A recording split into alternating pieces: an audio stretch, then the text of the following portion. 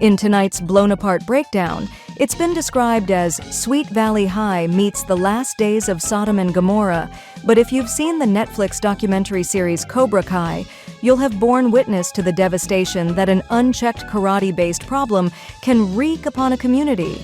For over 6 years, what's become known as the All-Valley Dojo Wars have kung fu kicked their way out of the dojos and wrought terror on the streets of this once quiet community.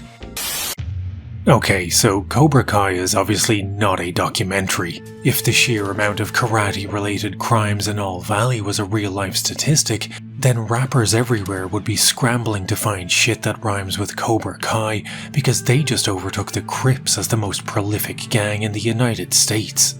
The reason Cobra Kai could only ever exist as a work of fiction is because karate absolutely fucking sucks.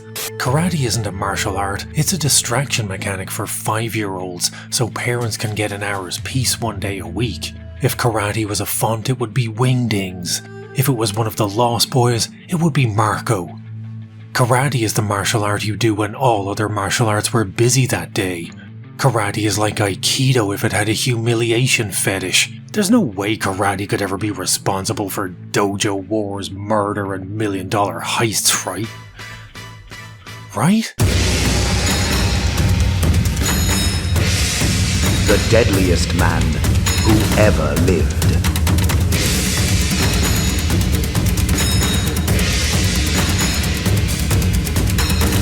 His murderous poison hand weapons.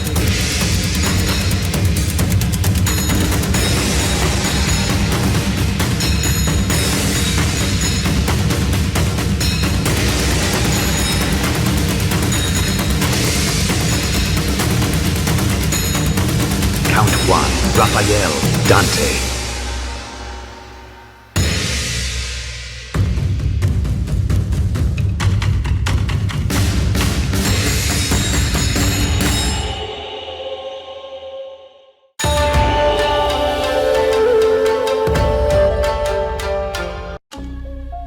Karate wasn't always a laughingstock, because at one point, no one in the West even knew what it was, so they hadn't yet had the opportunity to make fun of it. All of that changed thanks to a man named Robert Trias, who would come to be known as the godfather of American karate. Trias was a machinist's mate in the US Navy, and was stationed in the Solomon Islands during World War II. In what sounds like a discarded origin story for Johnny Cage, Trias, who was a trained boxer, noticed a mysterious Asian man would watch him from the shadows whenever he was training. The mysterious, possibly magical Asian man would mimic Trias's footwork and punches, before allegedly turning into a crane and flying away. The mysterious Asian man turned out to be a missionary named Tungi Singh, and eventually Trias agreed to a sparring match with him. Trias said, "I asked him if he wanted to spar with gloves, and he said it really didn't matter. Well, before you know it, he was giving me the biggest thrashing of my life, and I was really embarrassed." Oh, this man lost a fight? No way. He kept on pointing out how easily he could kill me if he wanted to, which honestly sounds like a complete dick move to pull in sparring, but I guess it was a different era. After receiving a hiding from Singh, Trias begged the man to teach him the ways of karate. Strike a pose. After an entire year of training with Singh, Trias earned his first degree black belt, and I can practically hear the screaming laughter of jiu-jitsu fighters all over the world with that one, but let's just keep that to ourselves, shall we? Anyway? What do you mean, anyway? Upon returning to the US, Trias began teaching karate out of his backyard, and eventually became the first Caucasian American to open a karate school in the United States, when he opened his dojo in Phoenix, Arizona in 1945. One of Trias' students was a man named John Gregory. One day in 1961, Gregory got a phone call from a childhood friend of his back home in Chicago. His friend was asking how his move to Phoenix was working out, and if there were any karate dojos out there. Gregory told his friend all about Robert Trias and his dojo, and almost as soon as the conversation ended, his friend was making plans to move from Chicago to Phoenix, with one desire: to train karate. His friend's name was John Timothy Keehan, the man who would one day come to be known as Count Dante.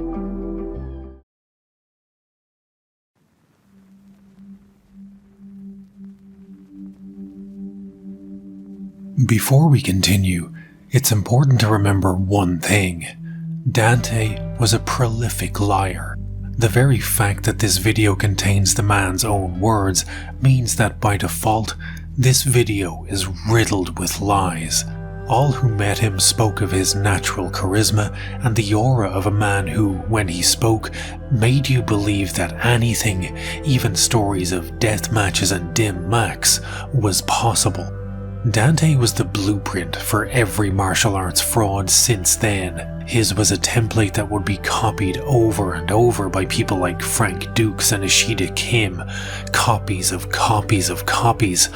The human equivalent of recursive degeneration. Some of Dante's lies may be obvious, some more subtle, but as we proceed, keep in mind, the devil doesn't make for a reliable narrator. John Timothy Keehan was born on the 4th of February 1939 on the south side of Chicago. His family was of Irish-American descent and relatively well-to-do, with his father Jack Keehan working as an OB-GYN and later as president of Ashland State Bank. In time, Keehan would reject this version of his origin story, and later claimed that his parents, Jack and Dorothy, were in fact Spanish nobility who had fled the Civil War and moved first to Canada and then Chicago.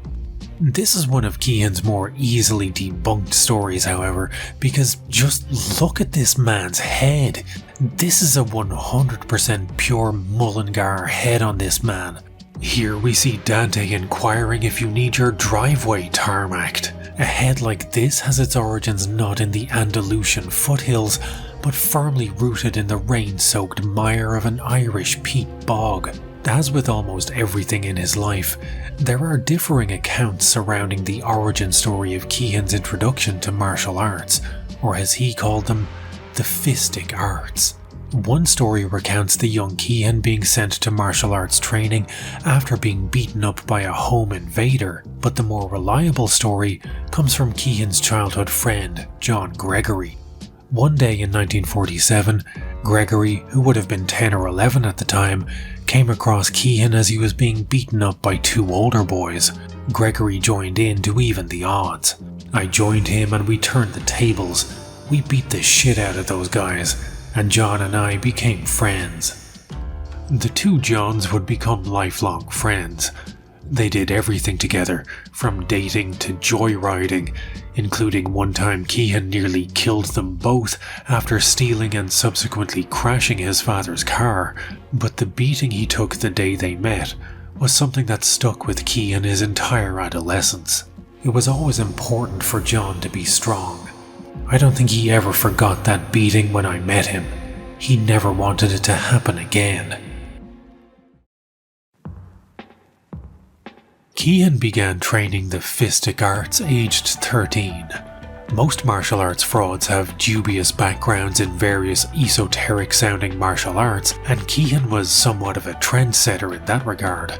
While tribalism in martial arts in those days meant that people tended to pick one martial art and make it their entire life, the list of martial arts Keehan claimed to have trained was longer than the controversies section on John Jones' Wikipedia. Keehan claimed to have trained in, but was not limited to, karate, aikido, judo, jiu-jitsu, jute, hapkido, tangsudo, mudok kwan, taekwondo, Thai boxing, Chinese boxing, Western boxing, unboxing videos, kibo, bo-kibo, bo-kibo? Is he just making this shit up? Despite Keehan's claims to have trained in basically every martial art, both real and conceptual, it is reliably confirmed that he did indeed train boxing at Johnny Coolan's gym on East 63rd Street in Chicago. Unlike the secluded ninja village atop the magical mountain of misbelief where Frank Dukes trained, Johnny Coolan's gym was and still is a real place. The gym is still standing today, but under the name of Clarence Griffin's Windy City Boxing Club. Keehan also joined his high school wrestling team at Mount Carmel High, all of which at least puts him levels above other fake martial arts masters by proving that Keehan did actually train in some legitimate fighting styles, not just the ancient mystical art of dim-macking the punani or waving his hands around like he's conducting an invisible orchestra.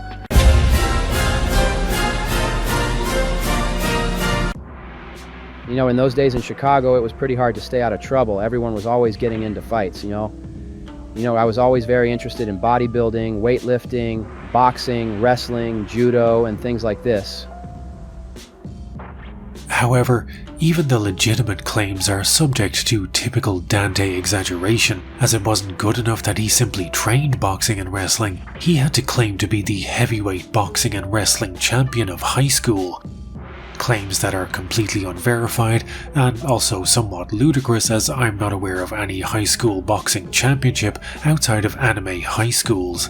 For 2.5 years after high school, from 1956 to 58, Keehan attended Northern Illinois University and then the University of Miami. He was described as an average student, but academia was never going to be the pursuit of a man with a mind full of fistic mayhem like Keehan. In April of 1957, he was arrested for trying to sell a firearm, and by 1958, he had dropped out of college completely and embarked upon the next stage of his path to becoming the world's deadliest man, by learning the ancient mystical art of industrialized slaughter for fun and profit with the US military. Keehan would practically dim-mack himself in an orgiastic frenzy while telling Black Belt magazine about his murderous militaristic exploits, up to and including being responsible for literal war crimes. If you've ever been in the military, they don't play games, and we don't take prisoners very often. We're no different than the Japanese and the Germans. Like, I've blown away a lot of people that were supposed to be prisoners, just wasted them. That's part of war. Keehan was apparently the MVP of Army and scored at least 25 kills on a rampage that spanned from Vietnam to Korea, and that's not including the other 25 kills he racked up in illegal death matches, but we'll get to those later. A common thread with martial arts frauds is that they tend to have more stolen valor than a public torrent for Band of Brothers, the most famous example of this being Frank Dukes, the man who has fought in so many wars you can probably find him everywhere from the Siege of Kaysan to the ice planet of Hoth. National security gave him a pass to brag about his achievements in books and on TV, but he can't show you any actual proof of this because that would be a threat to national security. If you're a spy, what are you doing on TV telling everyone you're a spy? The idea of being a spy is that your life is secret and nobody knows about it. So what is this? Frank's actual verifiable military service is essentially that of a reservist who never saw any combat or overseas deployment and whose biggest achievement was losing a fight with a stationary truck. In this respect, Dukes copied Keehan's homework almost word for word, as he too saw less combat than a Zen meditation retreat, and despite what he told Black Belt, Keehan had the worst military record since in the Navy. So when it comes to his tales of killing more Asians than the Cultural Revolution, his exploits should be taken about as seriously as those of his greatest imitator, Frank Dukes. For researching this video, I risked putting myself on a watch list by contacting the FBI and asking for a copy of their Dante files, which also helpfully included a lot of information about his military service. Despite his tales of being a one-man genocide, his FBI file kinda dim-macks the myth of Dante the War Master. Keehan was in the Marine Corps Reserves, that much is true. He obtained a rank of Private First Class, and his role was listed as a mortarman and light weapons infantryman. But there is no record of him being deployed overseas, and he received an honourable discharge in 1959 after 1 year of service. In 1960, he was inducted into the US Army, and within 10 months, he had been court-martialed and dishonourably discharged. The reason for his court-martial?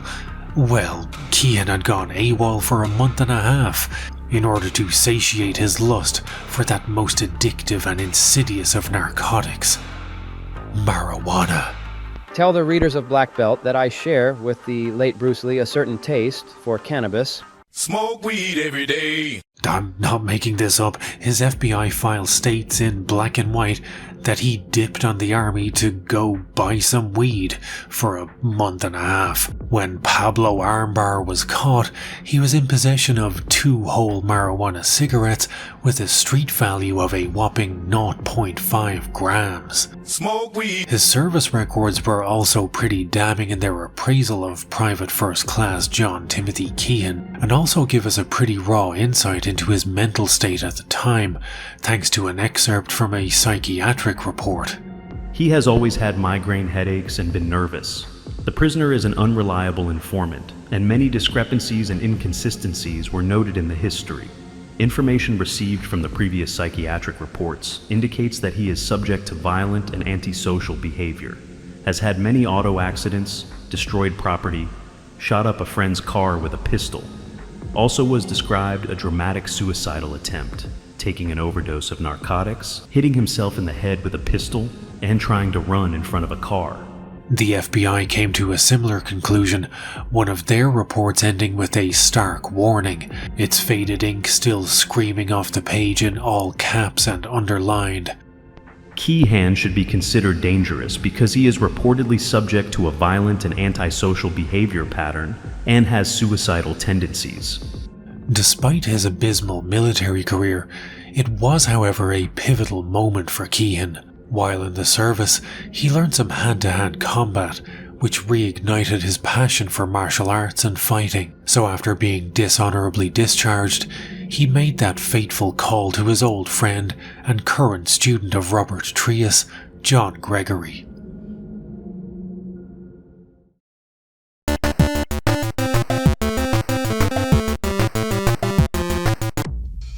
The vast majority of the interviews we have with Dante, we have thanks to a writer named Masad Ayoub and the publication he worked for, Black Belt magazine.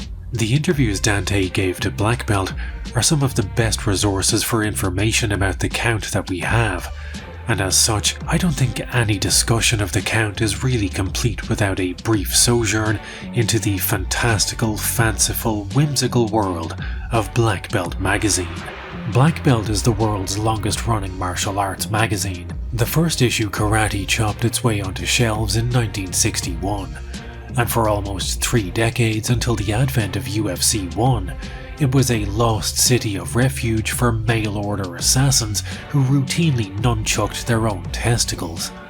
It's 50% National Geographic, 50% National Enquirer, and its target demographic appears to be middle-aged mall ninjas who are struggling to accept that magic isn't real. Black Belt is also possibly the greatest repository of knowledge on that most deadly of all martial techniques, what some call the poison finger, vibrating palm strike, or to give it its street name, the dim mak. As recently as the early 2000s, Black Belt was still running advertisements for dim mak instructional tapes. In fact, in an issue that has none other than Tito Ortiz on the cover, you could still find people trying to sell you the deadly secrets of the dim mak in the back pages. Although somewhat surprisingly, even with 5 decades worth of articles on the science behind the dim mak, the best answer Black Belt can come up with for whether it is or isn't real is maybe? And when it comes to ninjas, Black Belt was like the Typhoid Mary of the 1980s ninja craze. A super spreader for the word of ninja infiltration techniques, ninja climbing techniques, ninja invisibility, ninja children. Basically, if you can think of a thing, Black Belt added the word ninja to it and wrote a 5-page article about it. Black Belt essentially existed off the fumes of Bruce Lee and the ninja craze right up until the mid-90s, when they were grudgingly forced to accept that, without so much as a spin kick or vibrating palm strike, jiu-jitsu had beaten almost every other martial art in legitimate, verified competition. The absolute refusal to accept the reality of the situation was emblematic of a publication that had spent 3 decades wondering why the police aren't armed with nunchucks and throwing stars. But it's somewhat surprising given that they had been reporting on judo and even sambo tournaments since the 60s, yet they were left in a state of catatonic shock at the efficacy of grappling in real fights. You can practically taste the resentment as the 90s rolled on, and Black Belt published article after article positing the question of what would be the martial art to defeat what they called the Gracie tackle. Like an old soldier hiding in the hills of Iwo Jima, unaware that the war had ended decades ago, Black Belt clung to fantasy-based martial arts for as long as possible. Even old George Dillman gave his opinion on how best to defeat this smothering menace, and unsurprisingly, his answer was to pressure point KO someone as soon as they tried a takedown.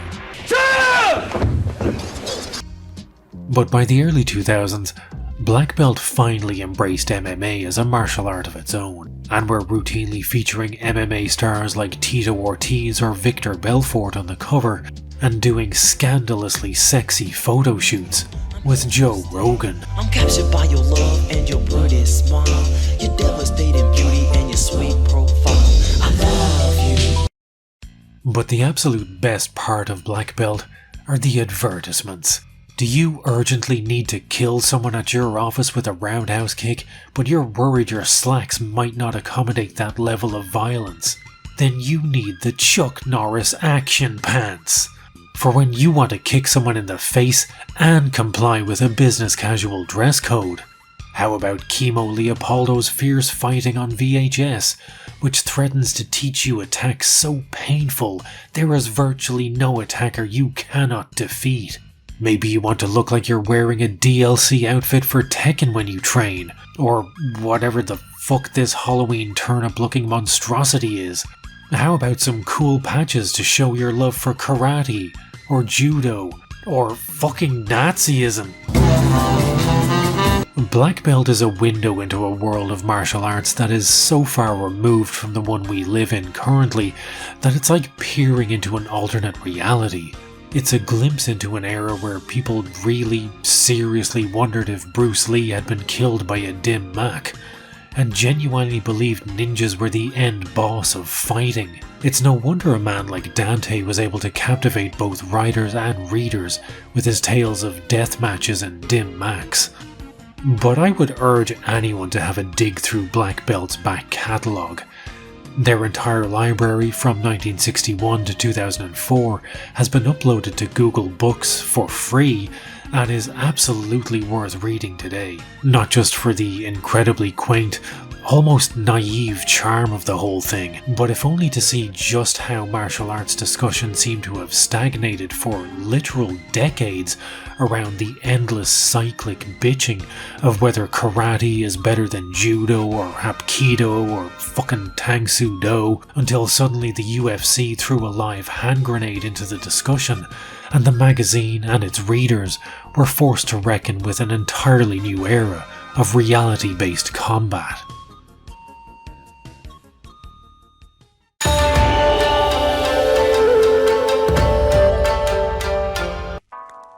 After reconnecting with John Gregory, Keehan headed straight for Phoenix to begin training at Trius's dojo. His obsession with karate had gone full-blown, and he would spend months at a time living and training in Phoenix before returning to Chicago to teach classes. 2 years after joining Trius, he had earned his black belt and had opened his own dojo in Chicago, the impossibly cool-sounding Imperial Academy of Fighting Arts. International Karate Championships are being held in Chicago this Sunday, and the people here in the Imperial Academy of Fighting Arts are getting ready for it. Well, Mr. Keehan, what's karate all about, anyway? Well, karate is an oriental means of self-defense, which is now used as a sport. Is it very popular in the United States? Well, it's very popular, especially here in Chicago, which is about the strongest concentration of karate in this country. This was probably the peak of Keehan's love for karate. Within a few years of opening the Imperial Academy of Fighting Arts, he would ultimately dismiss karate as being weak and ineffective. What? No way. Even going so far as penning a 4-page essay about everything wrong with karate, but in the early 60s, Kian was still simping for karate like me on Valentina's Instagram. Oh, hold on a second, I just got a text message here, hang on. She has what?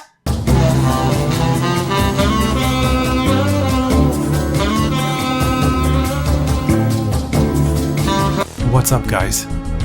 It's your boy, Napoleon Blown Apart here, and I'm going to tell you all about Count Dante. Here are the top 10 facts about Count Dante. Number 1. Count Dante was not actually his real name. Number 2. Jeff Fuffmonson. Bob Sapp, Valentina is love. Something something Steaky Steven Seagal. Insert analogy and or metaphor. Here.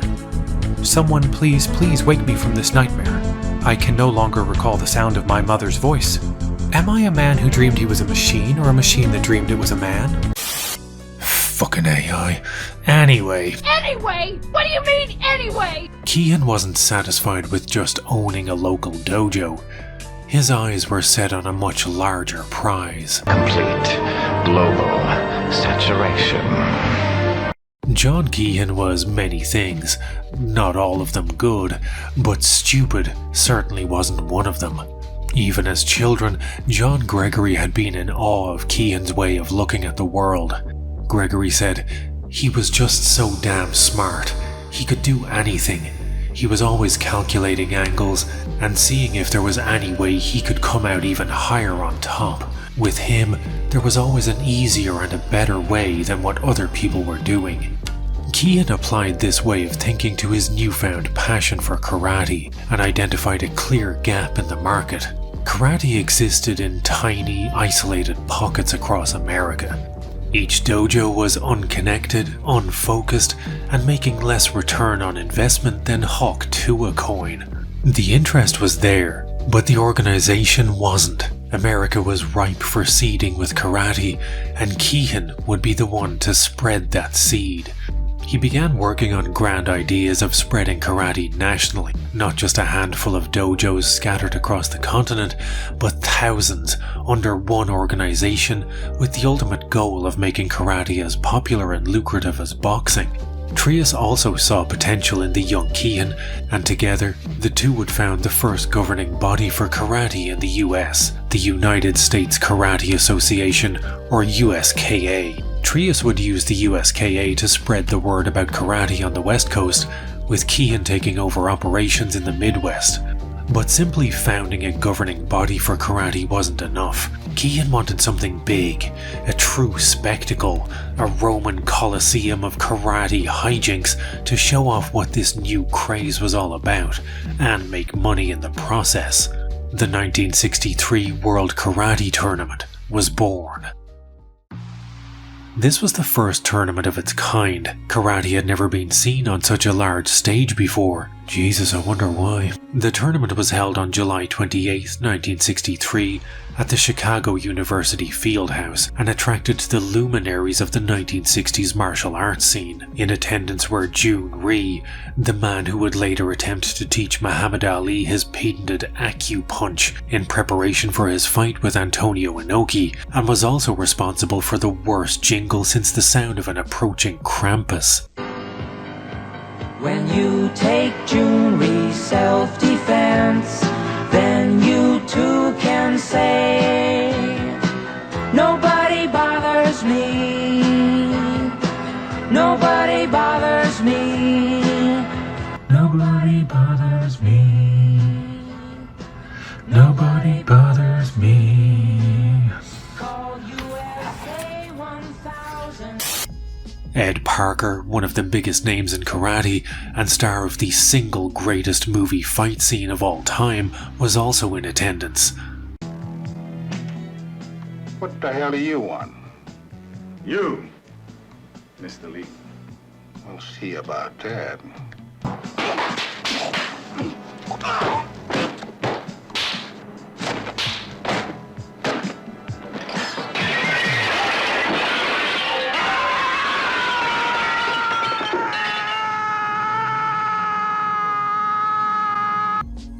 and at the head table, none other than the biggest martial arts star possibly of all time, Bruce Lee.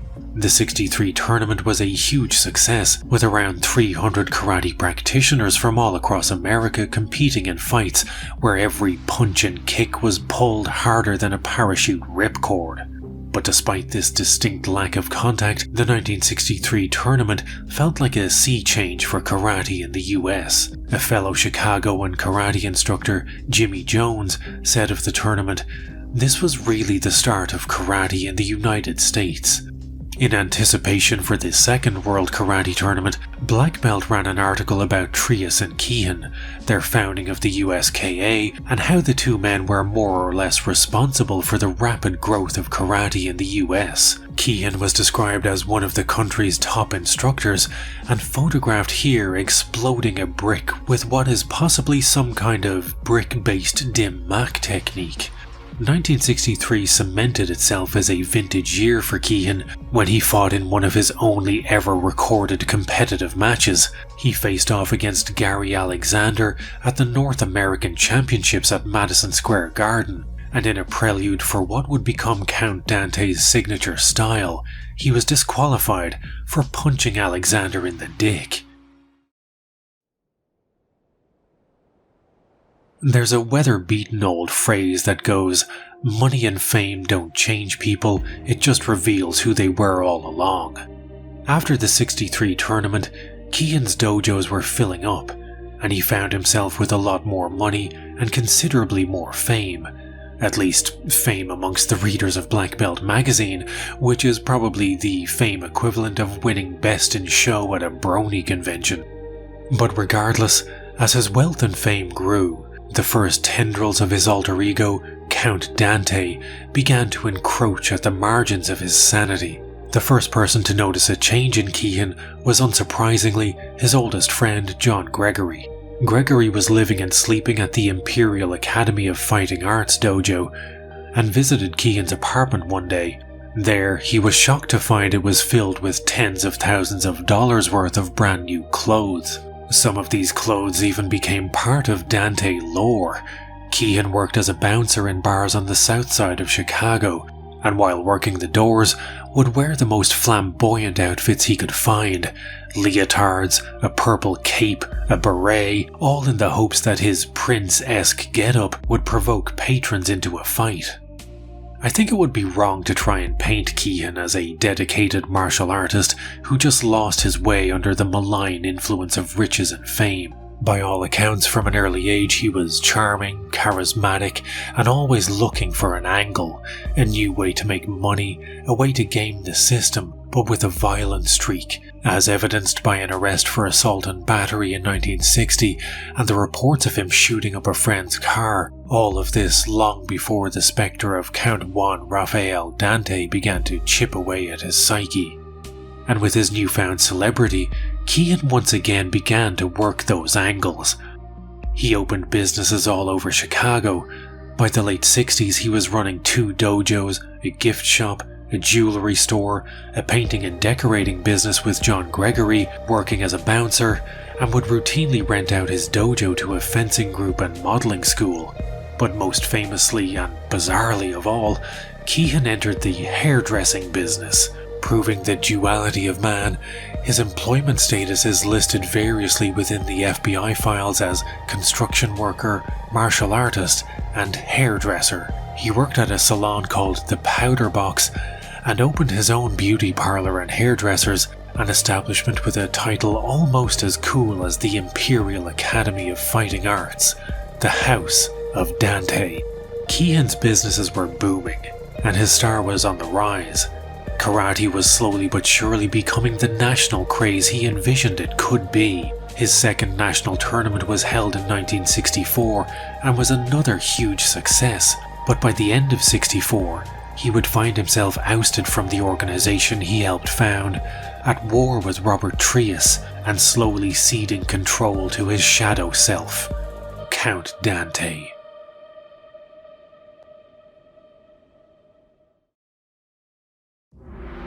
Recently, I've seen a lot of videos on YouTube about Irish history, and I would honestly recommend all of these videos if you want to know a little more about the turbulent history of the rain-lashed rock that I happen to live on. But I'd be lying if I said that the part of me who spent years sitting through interminable, excruciating Irish history classes doesn't get slightly irked whenever they might make a mistake, or even just display a fundamental misunderstanding of what is an incredibly complex and delicate subject matter, the kind of misunderstanding a person who has grown up immersed in this history would never make. I bring this up because I need to apologize profusely to all Chicagoans and African Americans, because I'm about to do the exact same thing to you guys that these videos did to me, because I need to discuss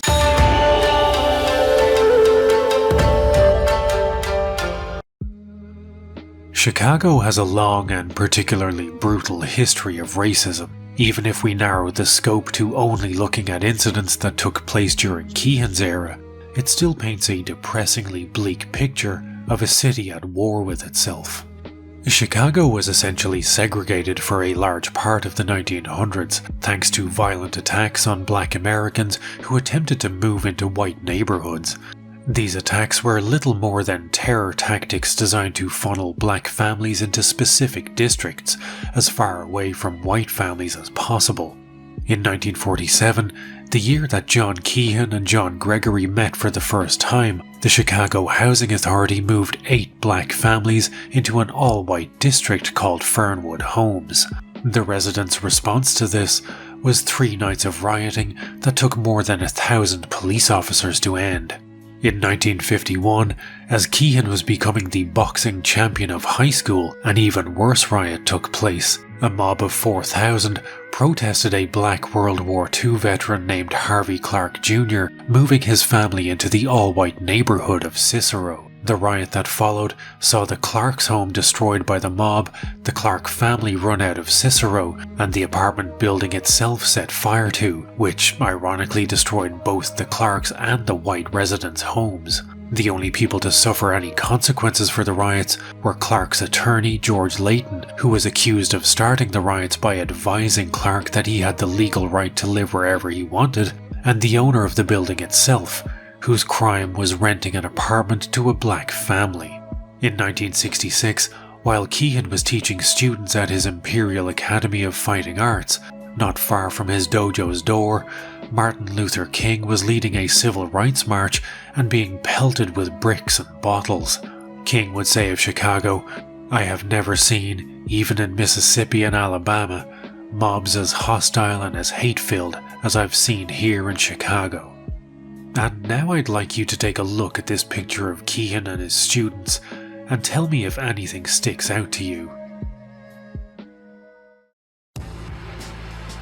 John Keehan was the first instructor in America to teach black students, and the first instructor to promote black students to black belt.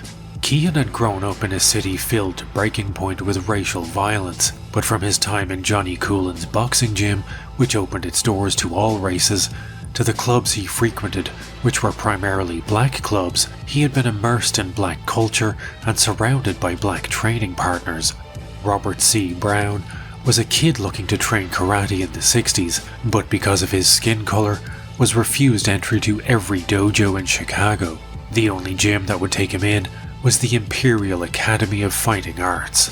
Brown said of Keehan, "He didn't care what color I was. He readily accepted me and was glad to have me." During the Nigerian Civil War in 1967, Nigeria fought a war against a secessionist state called the Republic of Biafra. And I can already tell you're wondering where the fuck this is headed, but believe it or not, there is a weird link between the Nigerian Civil War and Chicago and karate. Karate and judo were being taught to native Biafrans living in Chicago in the hopes that it would help them survive on the battlefield when they returned to Biafra. But good luck using this shit in a war zone. It's unclear just how much of a hand Keehan had in training the Biafrans, but he was involved enough to be featured in an article in the Chicago Times titled "Handful of Biafrans Learned the Art of Killing."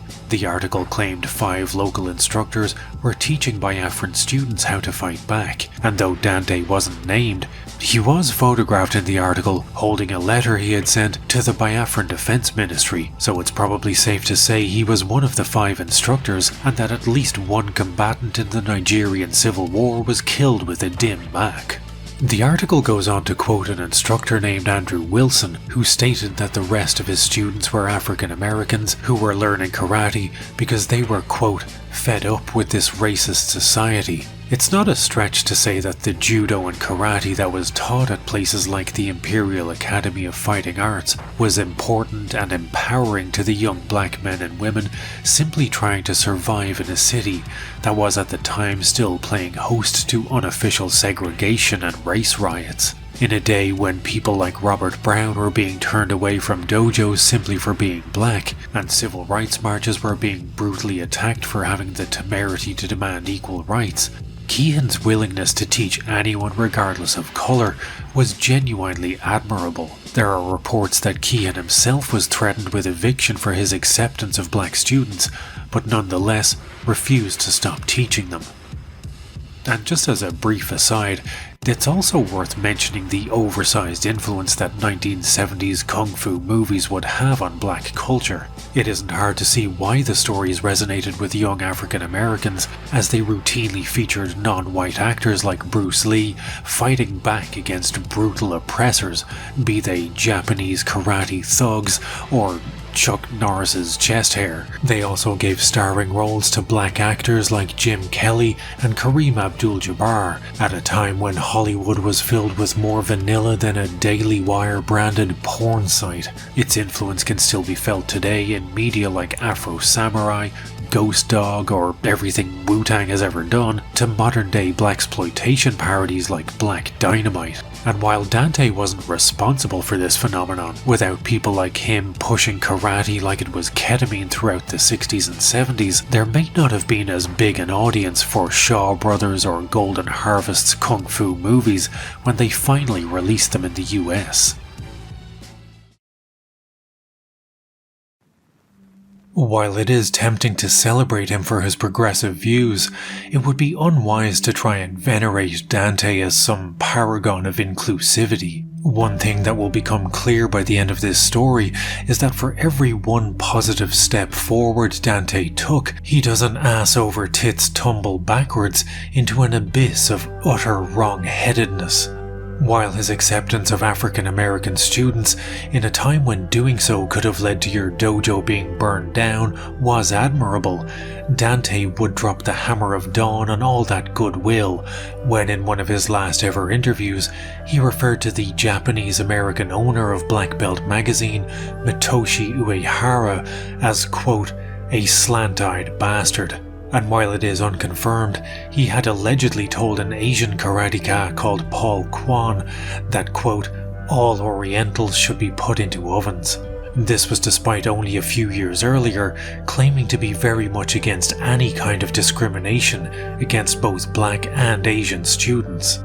One person who was not impressed by Keehan's inclusivity was his former sensei and expert-level window washer, Robert Trias.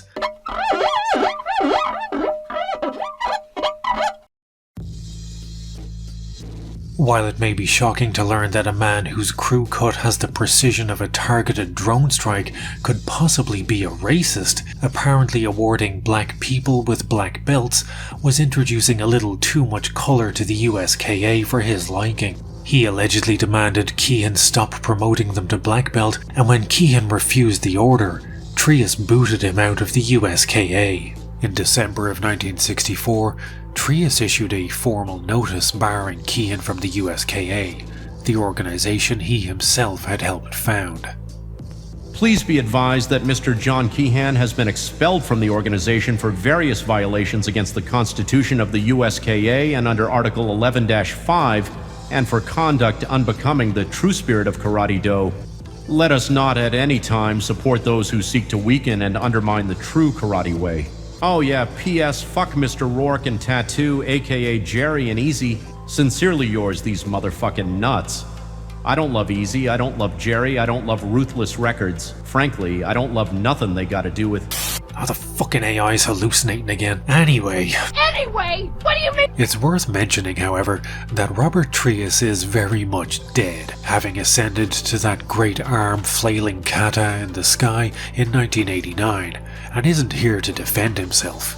He did refute the claims of being a racist and stated that Keehan was kicked out of the USKA for being a bit too much of a loose cannon who played by his own rules. And also he was a habitual liar and was telling people he was a guerrilla fighter in the Cuban Revolution and that Trius had once fought and defeated a live bear, all of which honestly sounds very on brand for Keehan. What happened was he was given too much power too young and too fast. He had a lot of good ideas about promoting tournaments and other karate activities, but some of his ideas were so fantastically out of reason. Ideas that would include doing or saying anything, whether it was true or false. John wasn't a bad fellow. Apparently he just listened to the wrong people and got a little power hungry.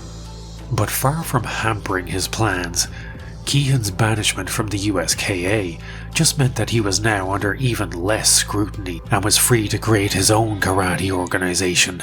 An organization where the martial artist would not fear the censor, where the scientist would not be bound by petty morality, where the great would... Oh shit, that's the Bioshock monologue again, sorry. My mistake. Keehan founded the World Karate Federation and came one step closer to his dream of ascending past the restrictive and archaic rules of 1960s karate competitions and staging no-holds-barred, full-contact death matches.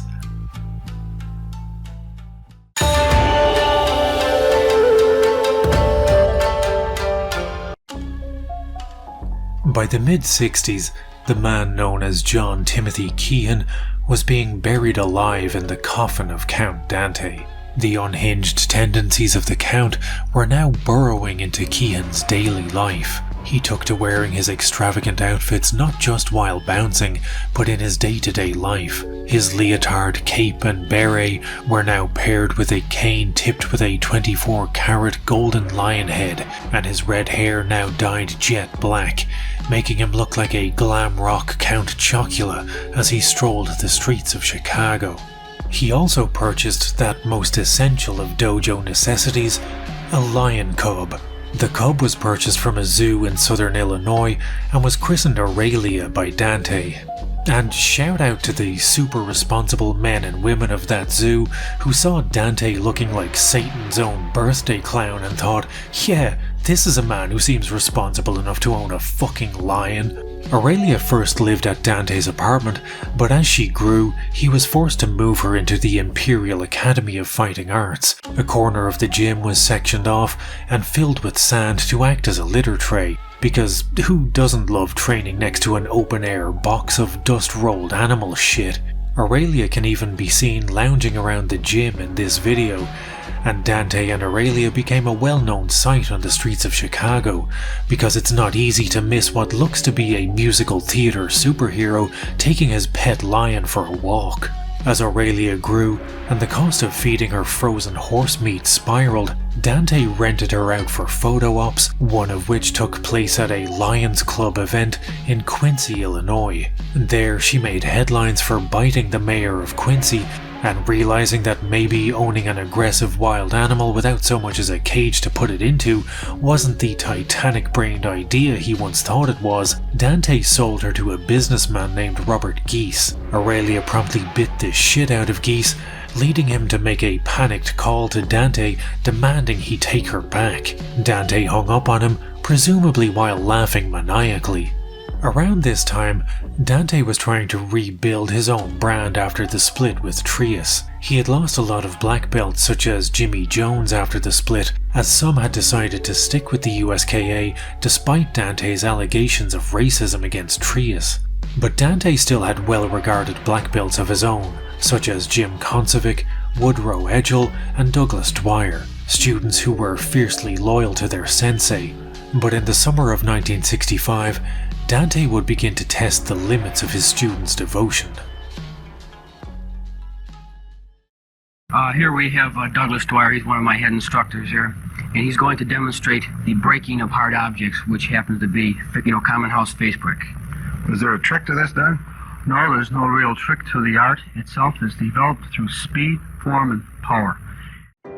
On the 23rd of July 1965, Dante and Douglas Dwyer were doing some moderate to heavy drinking when discussion turned to what they should do in regards to unpaid wages they were owed by the Chicago Judo and Karate Center, a dojo on South Archer Avenue that both men had previously been instructors for. Dante had a box containing 14 dynamite blasting caps which he had used to blow up cactus plants while living in Phoenix. Alcohol, dynamite, and deaths do not make for the most level-headed of decision-making. By around 2 AM, Dwyer and Dante were well and truly fucking flutered, yet somehow managed to drive to the Judo and Karate Center to enact a flawless, foolproof plan to recoup their lost wages. What they'd do was, they'd use the dynamite to blow the place up. Dante taped 2 blasting caps to the windows of the dojo and attached a 40-inch long fuse, while Dwyer sat in the car ready to make a messy, drunken getaway. Dante attempted to light the fuse, but due to his inebriated state, the simple act of striking a match had the same difficulty level as navigating the average streaming website without contracting a fatal dose of malware. Dante burned through the entire book of matches and spent so long fucking around that he attracted the attention of the Chicago PD. As the cops approached, Dante and Dwyer took off at high speed, tossing the box of blasting caps out the window as they went.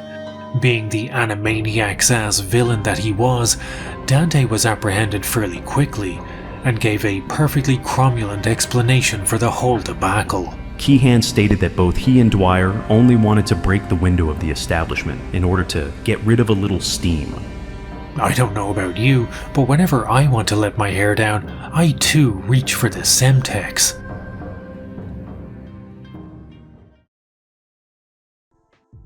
Unfortunately for Dante, he couldn't have picked a worse time to indulge in his dynamite-fueled shenanigans. Chicago had played host to a series of bombing incidents in recent years, with the Chicago Tribune reporting that there had been 74 bomb and arson attacks since January 1st, 1963, most of which were believed to be mob-related. The FBI were taking this shit seriously, and Dante's little stunt had just landed him squarely on the Fed's radar. Both Dante and Dwyer were given 2 years probation, and while the FBI eventually cleared them of any links to the Chicago bombings, Dante remained under FBI surveillance for a further 8 years, the case only being closed in 1973. But attempted bombing, or as Dante would later call it, malicious mischief, wasn't even the most creative way in which Dante would test his students. Woodrow Edgell was a black belt who had recently been promoted to second dan, but some of Dante's other black belts didn't think he was quite ready for this responsibility. In order to test his readiness for second dan, the men had a rational, well-thought-out discussion on the pros and cons of a belt-based martial art as opposed to a non-rank focused martial art like wrestling. No, I'm just kidding. Dante took Edgell for drinks and hired a random guy to assault him at the bar. This guy must have weighed 300 pounds and he wasn't fat. He grabbed me around my chest and threw me across the room. I landed on a table, which luckily broke my fall. Edgell passed the test by defending himself in the most karate-ass way imaginable. I grabbed him by the throat and jabbed both of his eyeballs, and he started screaming. According to Edgell, he wasn't the only person to have undergone this test, with Dante seemingly favouring bar assaults as a means of pressure testing his black belts. Another of Dante's students to have their loyalty tested was Art Rapkin. Rapkin's life would turn out almost as interesting as the Count's himself. He was a karate instructor turned Bob Dylan impersonator turned cocaine smuggler who by the age of 27 would wind up being beaten and tortured in a Mexican prison. But in 1965, he was a teenage runaway who was living and training karate at Dante's dojo. One day, while chatting with Dante, Rapkin spoke of his desire to open his own dojo, but lamented the fact that he was only 16 and wasn't a black belt. Dante let him in on a little secret. The public at large don't know the difference between a real and fake black belt, and if this shit is black belt level, then anyone can be a black belt. Sure enough, by the age of 18, Rapkin owned his own dojo in Milwaukee, and Dante would attempt his wildest stunt yet, with his young protege Rapkin center stage. In an attempt to promote his latest karate tournament, Dante took Rapkin aside and told him, "I'm granting you the opportunity to do something amazing and special." That amazing and special opportunity was to risk a potentially fatal maiming by attempting to execute a live bull with one karate chop. Rapkin would perform this amazing and special feat of animal cruelty at Dante's latest karate hijinks, the 1967 World Karate Federation Tournament. While karate-based bull murder might sound absolutely fucking ludicrous, that's because it is. But bizarrely, there is a precedent in karate for this kind of bovine brutality. If you scour the pages of Black Belt, you may come across an advert like this for a man named Mas Oyama's Karate Secrets of Bovine Execution. According to the advert, Oyama, a Japanese karateka, was practically a one-man abattoir and responsible for more animal cruelty than DeviantArt's Sonic the Hedgehog category.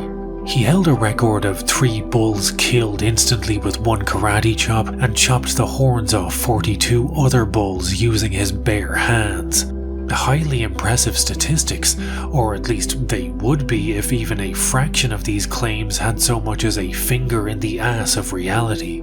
I don't believe a word of this, and you shouldn't either, because it is quite literally bullshit. A human being could no more one-shot a bull than they could eat a 1997 Subaru Impreza, which is the coolest car to ever have existed, but highly inedible. Having said all that, there is real video evidence of Oyama wrestling a bull, and while it is initially impressive, it becomes less impressive when you find out that it was a young, domesticated bull that was roped up, and Oyama blatantly, hilariously attempts to fake a scene of him karate chopping its horn off using what my parents' generation would have called trick photography. Seamless. Back in 1967, Art Rapkin was preparing for his own Oyama-esque feat of cattle decapitation. Dante rented a flatbed truck and strapped a 2,000-pound bull and the considerably smaller Rapkin in the back, and drove up and down State Street shouting through a megaphone that fans of animal cruelty should come to the Medina Temple that Saturday night to watch this teenager become the inspiration for One Punch Man. It's a testament to Dante's charisma and the sway he held over his students that at no point did Rapkin attempt to extricate himself from a situation that had spiraled hilariously beyond all logic and reason. Even while stuck in the back of a truck, with the eyes of his bovine aggressor locked firmly upon him, Rapkin believed he could do it simply because Dante told him he could do it. Thanks to Dante's influence, Rapkin had the kind of unearned self-belief of a prime Jaden Smith, self-belief which propelled him to Chicago's Medina Temple that Saturday night. But as he warmed up for his feat of Taurian theatrics, the police entered the arena and shut the whole thing down. At the 11th hour, Rapkin was saved from the most embarrassing way to die any martial artist not named David Carradine could endure, thanks to protesters who had gotten the event shut down due to its overt animal cruelty. Little did they know, the animal wouldn't have been the one suffering the cruelty, but their complaint was upheld anyway. Luckily for Rapkin, he escaped the whole debacle without being gored to death, and luckily for Dante, there were no refunds. Rapkin's confidence never wavered. Even after the cancellation of the event, he was reported as saying he would, quote, kill it in the truck on State Street, if necessary. Despite the promise of a human versus bovine deathmatch, Dante's latest stunt hadn't exactly smashed box office records. Ticket sales were low, with only $8,600 in total sold, and fearing the cost of his overheads would outstrip the ticket sales, Dante concocted a flawless, foolproof plan to recoup any loss of income. He would steal the ticket sales, and that was it. Dante instructed Rapkin to take the money and then call the police with a bogus report saying the money had been stolen from him. Rapkin couldn't disobey his sensei, so did exactly that. The Chicago Tribune reported the theft, but seemed more amused that the supposed karate badasses couldn't protect themselves from being robbed than angry about the thousands of people who had been ripped off by Dante's catastrophic karate tournament.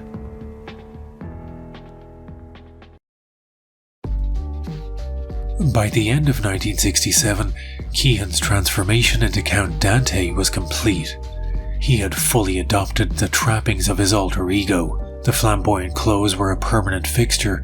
He drove a car with the Dante family crest emblazoned on its doors, and officially changed his name to Count Juan Rafael Dante, a name that goes harder than a batch loaf that's been left out overnight. And put it this way, if some asshole had named me, whatever the fuck this is, as soon as I turn 18, I'm changing my name to Count Juan Rafael Dante and hitting both my parents with a double dim Mac. Dante had also fallen out of love with karate by this time, whether this was down to his expulsion from the USKA, the poor reception to his public abattoir/karate tournament that year, or just a growing disillusionment with a martial art that required more air punching than the chorus of Shout at the Devil is unknown. But that year, Dante wrote a 4-page diss track titled "Karate is for Sissies." The title was deliberately inflammatory because this essay was Dante going scorched earth on the craze he had helped create. Such was Dante's reputation in the world of martial arts at this point, and so outrageous was the article that the editors had to put a disclaimer on it stating that they neither agreed nor disagreed with Dante, but felt he should be heard out. Dante is often lumped into the category of fake martial artist, alongside no-touch knockout masters like George Dillman. But Dante doesn't belong anywhere near such genuine frauds as Dillman, and this article is proof positive of that. At one point in time, Dillman himself was a respected karate instructor who even taught karate to Muhammad Ali and rather hilariously attempted to demonstrate pressure point knockouts on Dan Severn, a man who prefers to suplex his opponents into unconsciousness. But eventually, Dillman realized that conning people is easier than training and embarked upon a new path of trying to convince people that karate had given him magical powers. Dante was a complete inversion of this. As he saw karate becoming less and less effective over time, he railed against the styles that placed more focus on kata than real sparring. He argued for practical effectiveness over pomp and ceremony, and called for karate to implement full contact sparring. The article ends with Dante describing what he considers the perfect fighting system, and here he was 100% prescient, as what he describes is an almost perfect description of UFC 1, decades before that event would change the world of martial arts forever. No one art is an answer within itself. I believe in a combined art of which there are no rules, restricted striking areas, or outlawed techniques.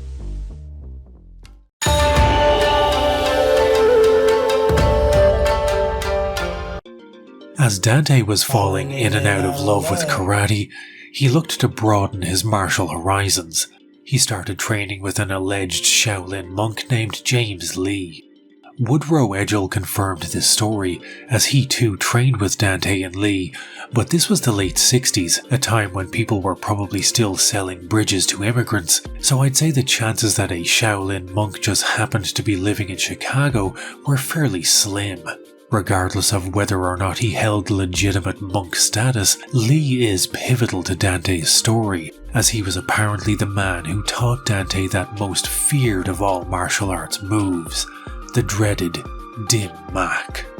The dim mak, also known as the death touch or poison hand, is like when an enemy casts doom in a Final Fantasy game. It's an attack that leaves no bruises or bleeding, but starts a countdown at the end of which death is guaranteed. Come on, touch of death, touch of death, touch of death. The time between successful application of a dim mak and one's expiration varies. Some say hours, some say days. George Dillman, another dim mak expert, claimed that he had seen dim maks that had a death clock of up to a couple of weeks before killing its victim. The time of death may vary, but the outcome is immutable. Soon you will be at peace. Hey, quit it, Bart. Quit it. Hey, quit it, Mom! Bart, don't use a touch of death on your sister. Dante would make the deadly art of dim mak his main selling point towards the end of his life, and as such, I wanted to try and get to know the secrets behind the dim mak, in an effort to try and understand Dante himself a little bit better. There are endless books and articles on the application of the dim mak, and to try and approach this subject with an open mind, I read as many as was legal before my very existence becomes some kind of Geneva Code violation. For a secret technique that, according to Black Belt, is only taught to the most upstanding and righteous students, there are so many books on practical dim mak usage that anyone who can read can learn the deadly art of the death touch, and those of you who can't read can just learn from the pictures. Don't even have to know where the point is with a one-knuckle punch. But the dim mak isn't just about murder. Like a Swiss Army knife of fingertip fuckery, there's a whole host of nifty tricks that the dim mak can do. If you want to make someone feel nauseous or anxious, there's a dim mak for that. If you want to make someone feel a little tired and need a lie down, there's a dim mak for that too. Could come in handy the next time your kid starts trying to talk to you about Roblox. This one guy found a loophole in Death Touch application where he used what looks to be a Colt 1911 to perform a dim mak. There's even a dim mak that causes instant, uncontrollable diarrhea, and I swear to God I'm not making this up, it's all in these books. The majority of dim mak manuals border on being unreadable. They're filled with reams of poorly drawn acupuncture charts that are so minute you'd need a fucking electron microscope to try and decipher them. They're also filled with page after page of incomprehensible instructions on how to strike anatomical locations that I'm not convinced any human even has. Let's take pericardium meridian PC1 Tianchi for example, which is located 1 kun lateral to the nipple in the 4th intercostal space. Thanks for clearing that up, cause I was confused there for a second. The best you can hope for from the average dim mak manual are low-res black and white photos of how to attack death point mind-killing strike points, such as Triple Warmer 17B. Bring both hands down on either side of Triple Warmer 23. Several of these turgid ninja nonsense tutorials were written by none other than the clown prince of ninjutsu himself, Ishida Kim. One such book, Poison Hand, spends most of its read time jerking off Count Dante like he was a cross between Sephiroth and a Sith Lord, and then attempts to illustrate all 77 Poison Hand techniques of the Dante fighting system, which seems to involve landing 77 consecutive blows on minute, pinpoint sections of the anatomy, a feat that would be like trying to hit 77 bullseyes in a row with hands made of wet cement. I've only mastered 76 of the 77 hit combo, but thankfully Ishida Kim was on deck to show us how it's done. Ladies and gentlemen, you are about to witness, without doubt, the most savage and terrifying self-defense form known to man. It is composed of 27 of the deadliest poison hand techniques ever devised, each one of which is guaranteed to kill, cripple, or maim any attacker. It is not for the squeamish, nor the weak at heart.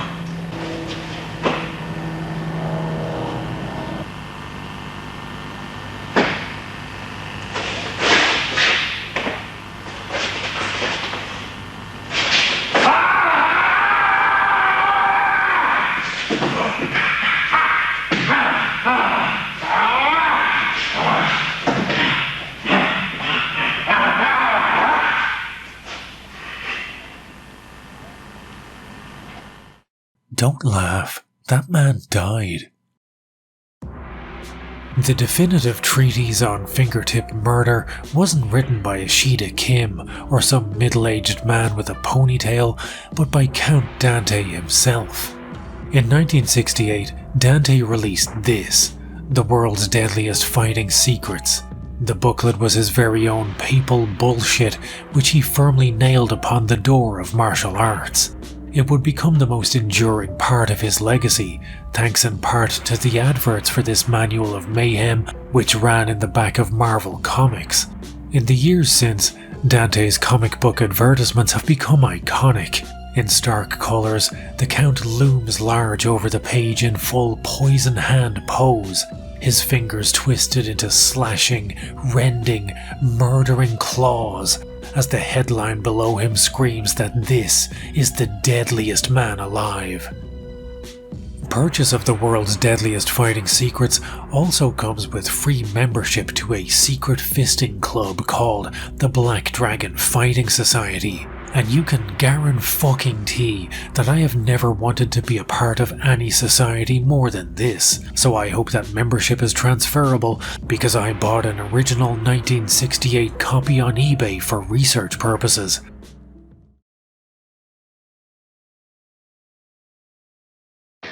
Yes, this is the deadliest and most terrifying fighting art known to man, and without equal. Its maiming, mutilating, disfiguring, paralyzing and crippling techniques are known by only a few people in the world.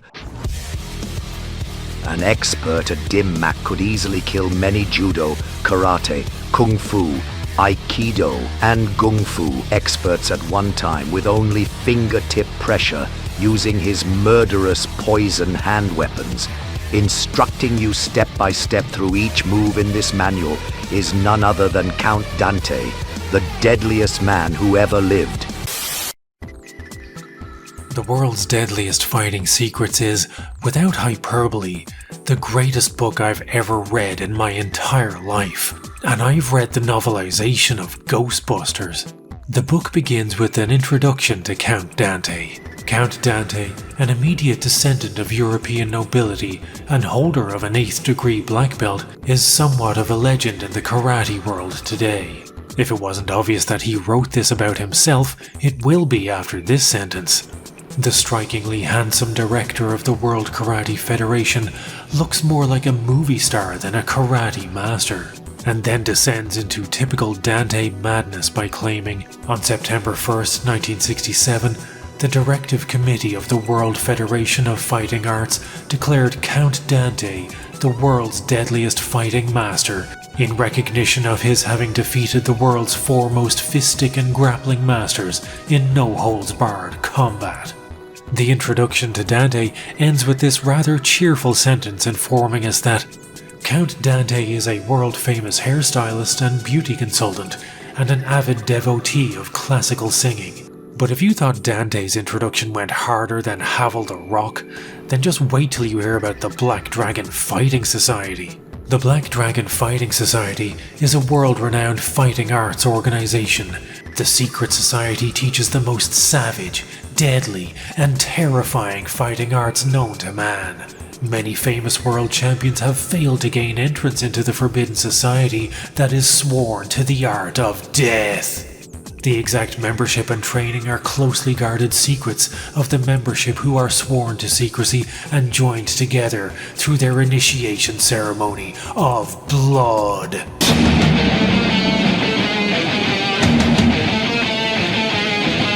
Sadly, 7 pages in is kinda where 98% of the awesome shit in Dante's booklet ends. What follows is roughly 150 individual pictures of Doug Dwyer getting eye-poked, eye-gouged, fish-hooked, and got-your-nosed. There's also a dim mak timetable, as if the deadly hands of Dante were a fucking city bus, but this does inform us that apparently the dim mak is more or less effective at certain times and on certain body parts, leading to the revelation that between 8 to 10 PM an anal dim mak is at its most potent. I can't say that the World's Deadliest Fighting Secrets made me a better fighter, but one thing I do know is that if I ever have to fight Douglas Dwyer, he is fucked.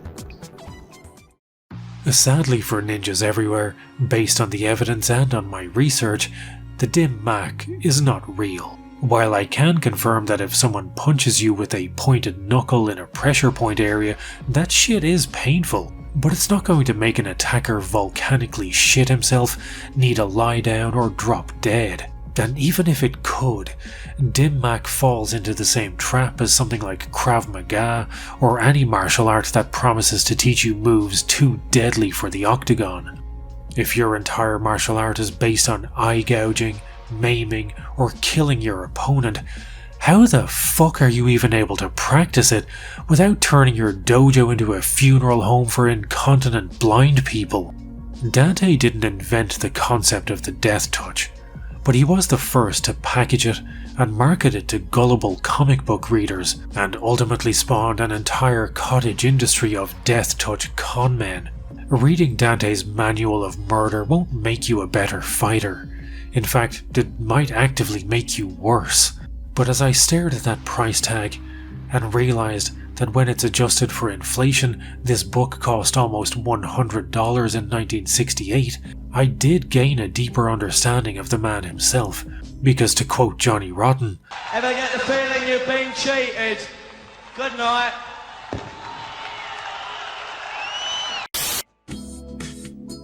What's up guys, it's your boy, AI Napoleon. Did you know that every year thousands of children are born without a triple warmer 17B? This debilitating illness causes overuse of metaphors and similes, and a terminal attraction to Valentina Shevchenko. For the price of one medium-sized Terry's chocolate orange, you can bring warmth to the warmerless, and ensure no child grows up feeling like some kind of fucking triple warmerless freak.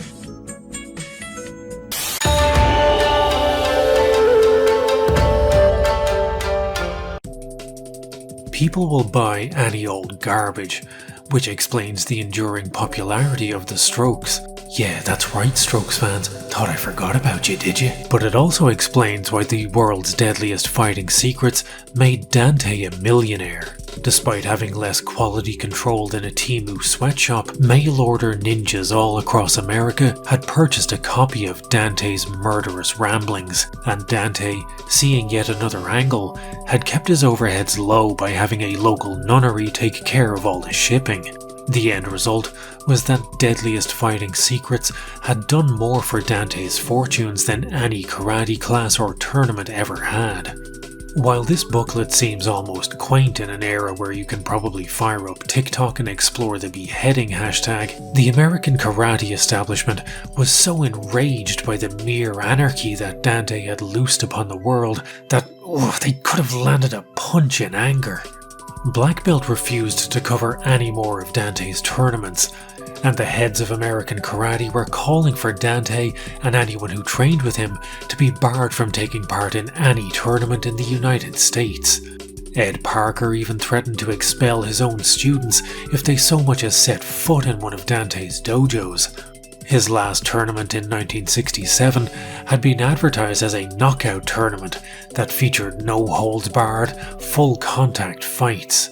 The very notion of actually landing punches at a karate competition was so controversial that almost every single person involved in American karate treated Dante like he'd just been sexting a minor on Discord. In the April 1967 issue of Black Belt, everyone from June Rhee to that bitch-ass Robert Trias took the opportunity to express their absolute disgust at the notion of people actually landing punches and kicks. I can only say what disgraceful attitudes the promoters of such a tournament must have towards Karate-Do. This will for certain affect the growth of karate in this country. It may be the beginning of the end for the science some of us have dedicated our lives to in promoting brotherhood, sportsmanship, competition, and tournament.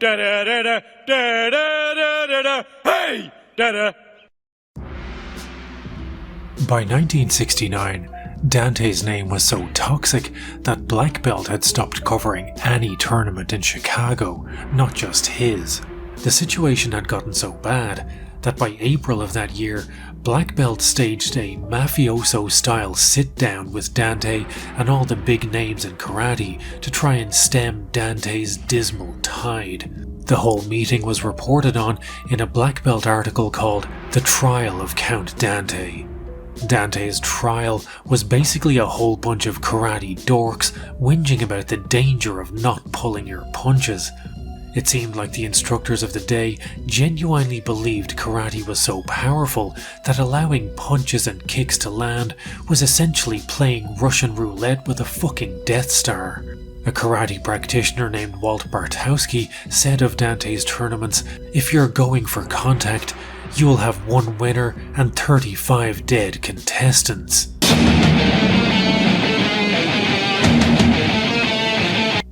But while all the established heads of karate seemed to have their knives out for him, there was one person present at the trial of Count Dante who was resolutely in his corner. Described by Black Belt as a voluptuous young girl with a tight-fitting white dress and the long contemporary hairstyle one might find at the Playboy Club, was Dante's then girlfriend, who, for the sake of privacy, I am going to refer to as Jill Valentine from Resident Evil. Valentine and Dante went back as far as high school. He was originally supposed to be her prom date, but stood her up to go do karate in the garage instead. After seeing modelling photos of her a few years later, Dante realised maybe he'd fucked up and so got back in touch with her in a completely unsubtle, "I wouldn't have stood you up if I'd realised you'd turn out this hot" kind of way.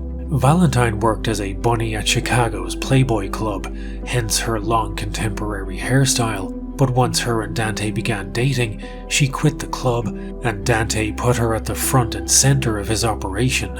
She worked the reception desk at the Imperial Academy, he featured her in his hairstylist photo shoots, and began teaching her karate.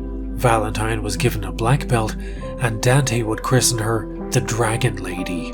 Such was the couple's reputation in Chicago, they even made appearances on a local TV show called The Chicago Show, where the Playboy bunny with the black belt, as she was known, broke boards with her bare hands.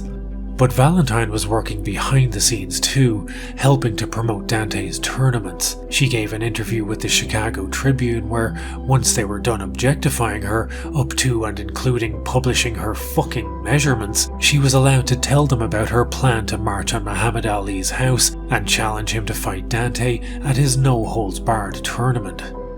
"We've issued a personal challenge to Cassius Clay. We're going to march on his house just for fun. We really think he might want to participate." And while it might have seemed ridiculous at the time, less than a decade later, Ali would take part in a matchup with pro wrestler Antonio Inoki, so really, Dante and the Dragon Lady were just a few years too early. For a time, Dante and Valentine really were a power couple of karate. But after the attempted bombing of the Chicago Judo and Karate Center and his publishing of the world's deadliest fighting secrets, Dante was a pariah in the karate world. The farcical sit-down with black belt had changed nothing, despite Valentine's own protestations that day. "I object most vehemently to your obvious disdain of Count Dante. You very effectively omitted many of the good points regarding Mr. Dante's efforts to spread karate throughout the Midwest area, and deleted none of the shenanigans." Despite her best efforts, he was still persona non grata, and the failure of his 1967 bullfighting tournament had done nothing to help his mood. Dante had always seen himself as a winner, and none of this looked like winning to him. Feeling attacked from all sides, he began the inevitable, predictable decline into drugs, starting with amphetamines, and encouraged Valentine to do likewise. He grew paranoid and jealous. Valentine had so impressed the staff at the Chicago show that she'd been offered a recurring spot, a spot that Dante felt by rights should have been his. He became emotionally abusive, after revealing to Valentine his theft of the gate receipts for the 1967 tournament. He pulled a gun on her and told her, "If you tell anyone what goes on here, you're dead." And as is depressingly predictable, he ultimately became physically abusive.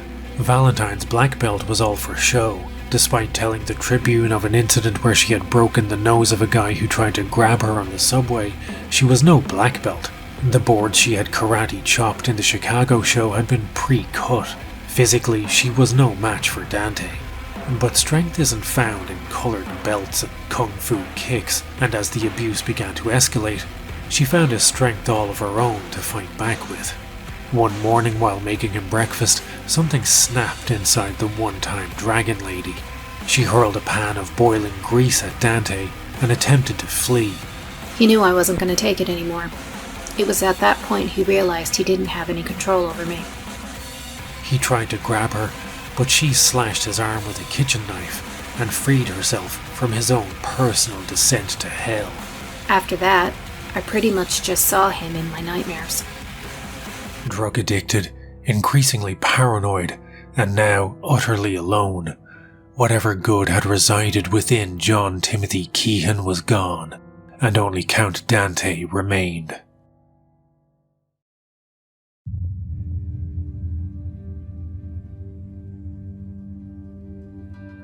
The point of no return is a phrase that originated in the aviation world. It's shorthand for the point at which you have burned too much fuel to return to your starting point. You can only forge ahead into the howling dark. There is no turning back. Dante's point of no return was April 23rd, 1970. That evening, Dante made a phone call to a rival dojo called the Green Dragon Society. He told them, "A bunch of guys are on their way to bust your joint up." The exact reason as to why Dante picked a fight with the Green Dragons is still unknown. Maybe only he and Jim Koncevic will ever really know. Dante's lawyer, Bob Cooley, claimed that the dojo war started after the leader of the Green Dragons called Dante a pussy. Russell Berkman, owner of the Green Dragon Dojo, would later tell police that this was simply a business rivalry gone wrong. He said, "Koncevic's students preferred our school and came here." Or maybe as Dante's relevance and reach in the Chicago martial arts scene faded, this was a misguided attempt to assert dominance, to remind everyone just who the fuck he really was. Whatever the reason, by that evening, the wheels of Dante's plan were irrevocably in motion. At around 10:30 p.m, Dante, backed up by Jim Koncevic and other members of the Black Dragon Fighting Society, arrived at the Green Dragon's dojo. Koncevic was the owner of a dojo called the Taijutsu School of Judo and Karate, and had brought several of his students with him, and another Black Dragon instructor named Michael Felkoff. Dante, brandishing a fake police badge, hammered on the door of the dojo and shouted, "We're from the Sheriff's Police, you're all under arrest." When the Green Dragons opened the door, they were invaded by what they later described as a gang of thugs, led by Dante. They swarmed the hall and faced off with around a dozen Green Dragons. But the Green Dragons weren't just a karate school. They practiced with weapons like spears and swords, and it was even reported that one man who took part in the brawl was armed with a fucking mace. As such, the room was littered with so many usable weapons it looked like a Streets of Rage level. Dante and his crew had brought nothing but karate to a sword fight. Much like the reason for the invasion, the exact details of who started the brawl are unclear. Some reports said Dante and the Green Dragon owners were in a back room when the melee broke out. Others said Dante missed the entire brawl by hiding underneath a desk. The only constant between variations of the story is that as the brawl kicked off, Jim Koncevic grabbed one of the Green Dragons and hit him with a judo throw called an Osoto Gari, and after that, mere anarchy was loosed upon the Green Dragon's dojo. According to one witness, Dante took a hit early on and, quote, went down like a 10-pin. But to hear Dante's version, he used his poison hand to pluck out the eyeball of a Green Dragon named Jose Gonzalez. Koncevic was the largest of the Black Dragons, at 6'1" and 250 pounds, and as such, he tanked the brunt of the assault. He had been slashed multiple times by the Green Dragon blades, but was still fighting. He grabbed a Green Dragon named Jerome Greenwald and began laying into him with punches. Greenwald fought back by plunging a 10-inch blade into Koncevic's abdomen. things had spiraled hopelessly, fatally out of control, and the Black Dragon's morale was crumbling. Realizing just how dire his situation was, Koncevic shouted, "Let's get the fuck out of here," and staggered towards the door, only to find it locked. As the Black Dragons attempted to burst through the door, from the rear of the hall, the same man who had been thrown by Koncevic at the beginning of the brawl picked up a spear and hurled it towards the fleeing dragons. Jim Koncevic had sustained 36 slash and stab wounds, enough to kill any man, but fate would deal him one final, fatal blow. Whether the outcome of good aim or bad luck is a matter for debate, but as he attempted to flee, the spear thrown from the back of the hall found its mark and pierced Koncevic's neck. Dante's oldest student and one of his closest friends was bled white. With what strength he had left, he fled from the dojo and collapsed and died on a cold and dirty sidewalk. The police arrived just as the Black Dragons were scattering into the bitter Chicago night. The brief, brutal Dojo War of 1970 was over.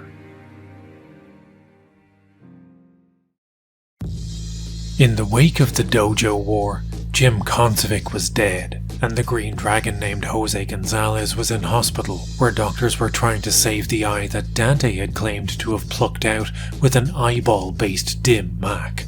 Both Black and Green Dragon alike had been arrested, and Dante was charged with aggravated battery. But Chicago's accountability statute held that, as the instigator of the brawl, he was potentially responsible for Koncevic's death, and as such, he was also staring down the far more serious prospect of a murder charge. This wasn't some marijuana cigarettes, smoke weed, malicious mischief, or a drunken prank.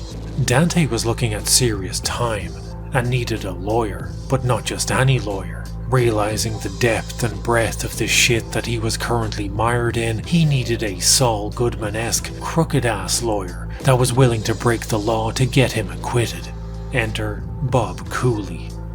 Cooley was a beat cop who had only just taken the bar exam, and had yet to find out whether or not he'd even passed. But despite this, he appealed to the Count's sensibilities as he routinely hung around with high-ranking Chicago mobsters. I was out in the street patrolling and I get a call to come into the station. So, and as I walk in there, I see this strange-looking character. I see this guy, but he's wearing a cape and he's wearing a mesh see-through outfit. Where you can see his whole body basically. I just see him standing there at the desk, and I look at him because this guy looks like some kind of a freak. He's dressed like a Superman or whatever. And I walk behind the desk, and the sergeant says, "Here, Bob, somebody wants to talk to you." And I look up and I walk over, and he goes, he says, "I'm Count Dante." He said, and I'd like to talk to you.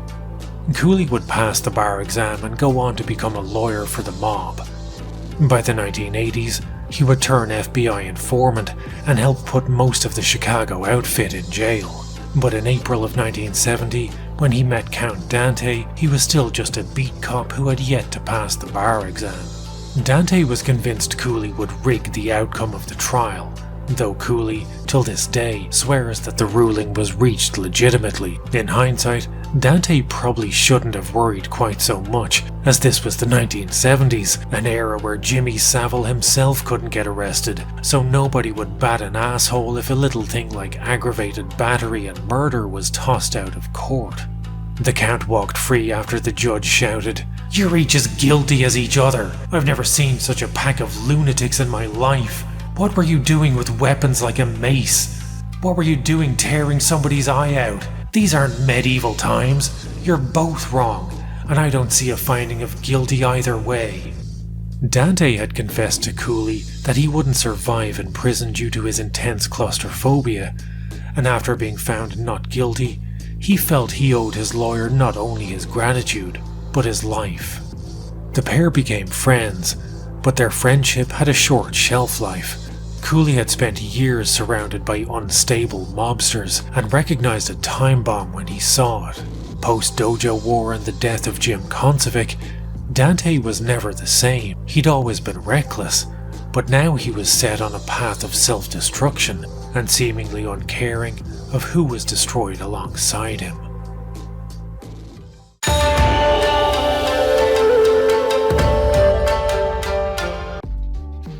chaos attracts chaos, and by the early 70s, the Count had managed to pull into his orbit a purely chaotic roster consisting of a mobbed-up crooked lawyer and one of America's first cocaine smugglers. If he was an exile in the karate world pre-Dojo War, then post-Dojo War, his name was practically radioactive.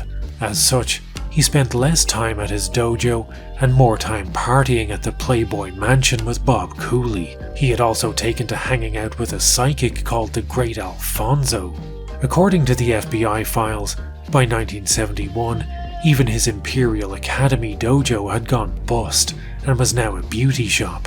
Dante even attempted to crack Hollywood, but made the rookie mistake of mentioning in his bio that he had killed more people than are in the average K-pop band, which probably wasn't the best way to make friends in the movie biz. Bob Cooley recounted a story that perfectly summed up Dante's deteriorating mental state at the time. And I'm on the couch sitting next to my girlfriend, and John is sitting across the way, and I had gotten him a glass of wine, and we're sitting down, and the Count said, Bob, tell her how tough you are. And I just said, that's okay. And he said, no, tell her how tough you are. And a second time, I just, brushed him off. He came walking over towards me, and with his left hand, he made a motion, and I thought he broke my jaw. He hit my jaw with his fingers, and I thought he broke my jaw. And and I'm in a state of shock, and suddenly he grabs his hand and he says, I should cut off this hand. You saved my life. And he said, you're the closest person in the world to me. And he's crying. And I'm thinking to myself, what the fuck? And then he goes over and he goes against the wall. He stands up there against the windows. He says, get out your gun. He said, Bob, point it at me and say now before you pull the trigger, and I'll stop the bullet. And I look at him. I'm thinking to myself, this guy is off the D, going straight off the deep end. He had been acting a little strange over the last maybe week or two or three, and I suspected now maybe he's doing some drugs a little bit rather than just from drinking. That was the end of my running around with the Count after that. I basically wanted to try to, in fact, when he would call and let's get together, I avoided him and I stopped running around with him. I'm worried that this guy is just, losing it. Thanks to Art Rapkin's Colombian vacations, Dante had unlocked a life hack for unlimited free cocaine and was using as much as Rapkin could supply him with. But Dante wanted in on the business, as a distributor, not just a consumer. But Rapkin wasn't stupid and realized just how much of a liability Dante was at this point. Involving him in a drug smuggling plot would have been like asking Crash Bandicoot to perform Princess Diana's eulogy. Rapkin refused to bring him into his operation, and eventually cut all ties with his former sensei. But Dante was desperate to join the gabagool-infused world of professional crimery, or deep dish pizza, whatever the fuck it is mob guys eat in Chicago, and he was badgering Bob Cooley to make introductions on his behalf to the Chicago mob. Cooley, like Rapkin, wisely refused, after realizing that introducing someone as bereft of hinges as Dante to the mob was a worse idea than introducing Kurt Cobain to short-barreled shotguns. But Dante was not to be deterred, and if organized crime wouldn't come to him, then he himself would organize the crime. He took over a used car dealership, which in the 70s was like wearing a billboard that says, I do crime. He also expanded his empire into the pointy-breasted world of 1970s porn. But Dante didn't expand in the I'd like to buy you out kind of way. His expansion was a far more Russia-Ukraine kind of expansion, in that he just walked into a sex shop, kicked the rightful owner out, and claimed, this is mine now. If Dante wanted an introduction to the mob, he was about to get one, in much the same way as the dinosaurs were formally introduced to an asteroid. And Joey calls me and he said, Bob, he said, you gotta come over here. Some guys came over here, they're gonna kill the Count. The guy whose shop he had annexed was paying protection money to the mob, and had never missed a payment of his street tax, as the crime fellows called it. Soon after Dante's special shopping operation, two guys armed with shotguns turned up at his car dealership with a simple order: kill Count Dante on sight. The two men who came to kill him were Pete Gucci and Sammy Anarino, who in turn worked for Jimmy the Bomber Couture, who himself had worked directly for Al fucking Capone. These were not unserious people, and Dante had just pissed all over their loafers. Dante had made one of his former students, Joey Casello, a partner in the car dealership. Casello was on site the day that Gucci and Anarino stopped by, and he put in a panicked call to Bob Cooley telling him the Count's life was in imminent danger. Cooley intervened on the Count's behalf and arranged to sit down between Dante and the mob to straighten things out and maybe save the Count's life. But even under the threat of being turned into a chalk outline on a Chicago sidewalk, the Count still couldn't help but be the Count. Anyhow, I get a hold of the Count, and for the first time in his life, I saw the Count was nervous. He was real nervous. And so I take him over there, and when I get to the table, Sammy Anarino is sitting there, and he's got his thumb over a fork, and he's putting his thumb over the fork, and he's telling, and he says, and I pull out eyes with this. And the Count says to him, and I pull out eyes with with my hands, and he's making that gesture he made in that book, The Black Hand. And I said, what the fuck is going on? Come on, enough of this bullshit. Cooley arranged for Dante to pay the mob $25,000, and for that, he would get to keep both the sex shop and his life. He probably overpaid for both, but there was a part of the bargain Cooley hadn't negotiated, because despite his best efforts to keep them separate, Dante had finally been granted his introduction to the Chicago mob. Realizing that Dante was a pointy-bearded powder keg, Cooley tried to distance himself from the Count. Until one evening in early October of 1974, when Dante turned up uninvited to his office. According to Cooley, Dante looked worse for wear. He was out of shape. Cooley described him as looking like Elvis in his last days. He was no longer wearing his extravagant outfits, and he had a manic energy about him. But he had come to Cooley with news of a once-in-a-lifetime deal that he was ready to cut him in on. Dante said, "You're one of the best friends I have in the world, so I want to cut you in on something I have going. You could pick up $1 million in cash for your ends, but if I tell you what it is, you can't back out. This is going to be the biggest thing in history." It would take a special kind of idiot to jump at an opportunity to earn an easy million offered to you by a cokehead, and thankfully, Cooley was not that idiot. He wisely told the Count, "John, I don't want to know anything about it. I don't want to be involved. Besides, in my own experience, $1 million shouldn't come easy. Take my advice and forget whatever it is you've got planned." A few weeks later, on October 21st, 1974, news broke of the biggest heist in American history. $4.3 million was stolen from the Purolator vault in Chicago. Cooley had absolutely no doubt in his mind that this was the once-in-a-lifetime plan Dante had tried to bring him in on. His suspicions were further aroused when it turned out the masked gang that pulled off the heist contained multiple members of the Chicago mob, including Pete Gucci, one of the guys who had been sent to kill Dante in his dealership. The Count was never charged with anything relating to the heist, though his potential involvement was mentioned in the papers, but not in a particularly flattering manner. Others to be heard from in the quiz reportedly include James the Bomber Couture and a former hairdresser who wears a cloak and calls himself Count Dante. Dante wisely skipped town anyway. He left Chicago and headed for Fall River, Massachusetts. The Chicago karate scene may have been done with him, but he wasn't done with karate. He would start afresh, somewhere his name was less poisonous. The Count had one last show left in him. But not just any show, because Dante was about to stage the Taunton death matches. After the Dojo War, a lot of Dante's students had realized that he was slightly clinically insane and cut ties with him. Even Douglas Dwyer, a man who had stood beside him through dynamite plots and enough eye pokes to blind the average Bloodborne boss, had distanced himself from Dante.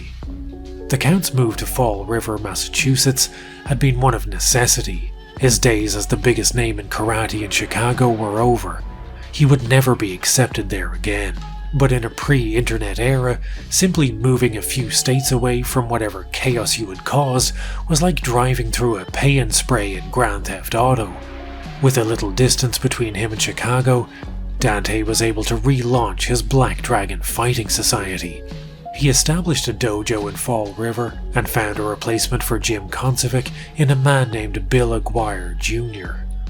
The dojo in Fall River was a perfect representation of the Dante brand of karate, as it was equipped with a fully working bar, at which the Black Dragons would train the best ways to defend yourself in a bar fight and also get drunk. It was in his time at Fall River that he conceived the Taunton death matches. Dante was no stranger to the concept of the death match. He had claimed to have killed 25 men in a secretive Southeast Asian death match, an idea which would be co-opted by a young Frank Dukes and converted into the story for Bloodsport.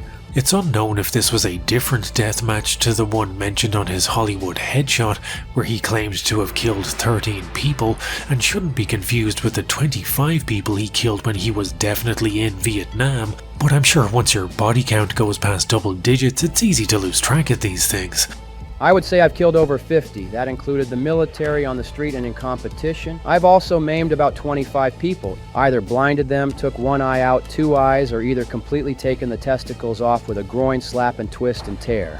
Held in March of 1975, the Taunton death matches were essentially just another full-contact tournament, but with a sexed-up title. Advertised with the manic coke dad energy one might come to expect from Dante, the flyers screamed of kung fu death matches, full contact, no holds barred, submission or knockout only bloodbaths.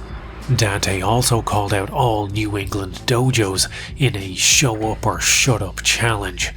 Surprisingly, none of them showed up, and instead a large part of the show was dedicated to judo demonstrations, sword fighting demonstrations, and some guy broke boards with his head and ate glass like a circus sideshow. So far, the Taunton death matches seemed like a classic Dante bait and switch. But this is a genuinely important, yet almost completely forgotten part of martial arts history. As once all the glass eating and board breaking was out of the way, the event essentially became UFC 1, but in 1975. Boxers fought wrestlers, karatekas fought street fighters, there were no weight classes, no rules. Hair pulling and even dick punching were legal. One fight was almost stopped due to excessive testicle pounding, and by the end of the night, the canvas was painted with blood and populated with tumbleweeds of human hair. Big fought small, trained fought untrained, and one man fought 2 matches back to back. He lost both of them, but it was still impressive for the time. The description of some of these fights genuinely sounds like proto-MMA.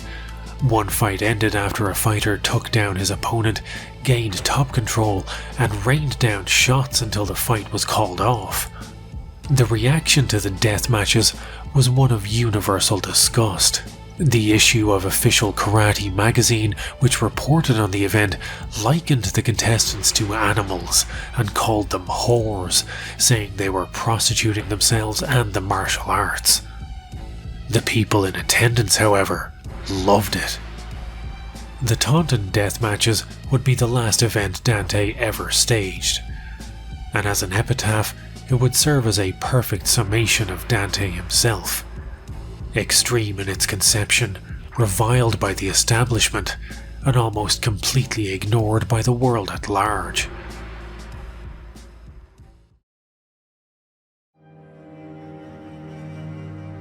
After the death matches, Dante made one final trip back to Chicago, but this wasn't the same man who had once staged the biggest karate tournament in the world and harbored grand plans to make karate bigger than boxing.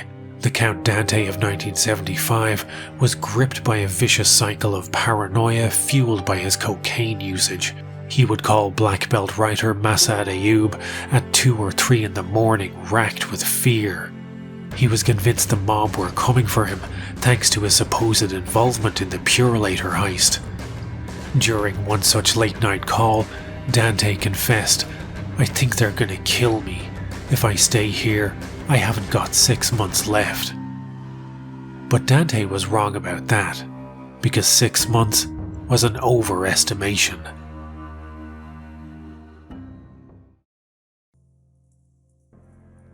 On the 24th of May 1975, Dante called up Bob Cooley and invited him over.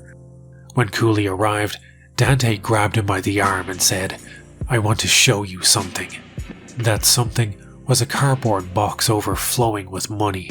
Cooley, who had been around enough mobsters to know big money when he saw it, estimated it to be hundreds of thousands of dollars.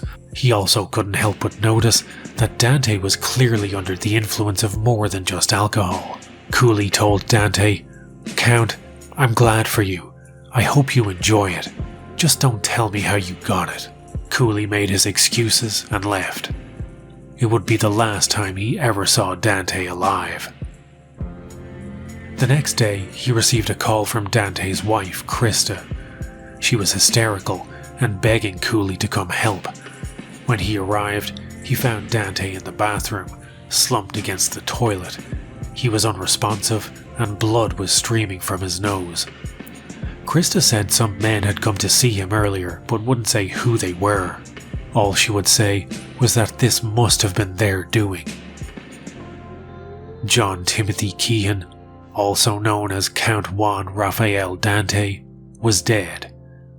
He was only 36 years old.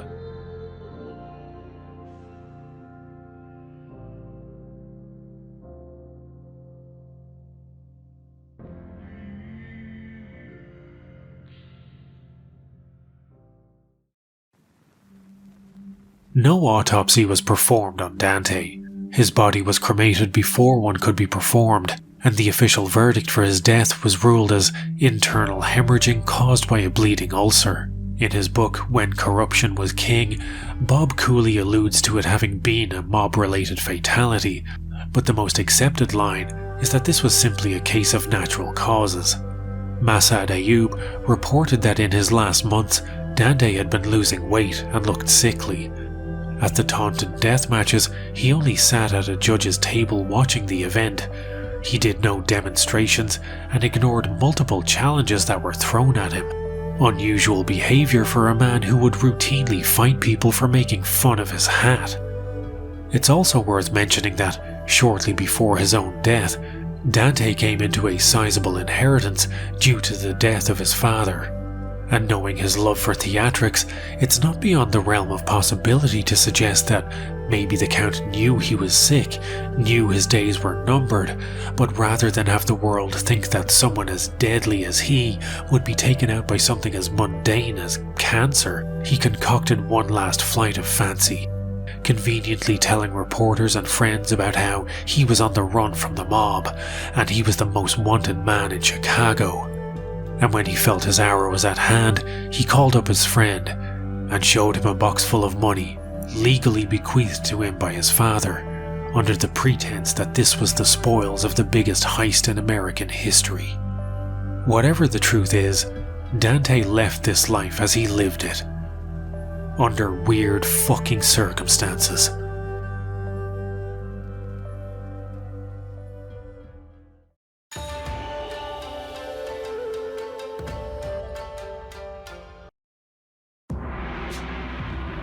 In the wake of his death, the Black Dragon Fighting Society and the Dante fighting system were bequeathed to his disciple in Fall River, Bill Aguirre Jr.